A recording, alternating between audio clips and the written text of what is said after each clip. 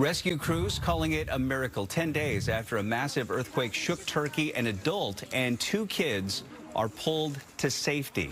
Incredibly, they were trapped under a large pile of rubble for over a week before crews reached them. The death toll in Turkey and Syria just heartbreaking, surpassing 40,000 people now. New satellite images painting a better picture of the destruction. In a series of before and after images here, you can see entire apartment blocks torn to the ground in Syria. Emergency shelters popping up everywhere, including in the middle of massive fields and farms.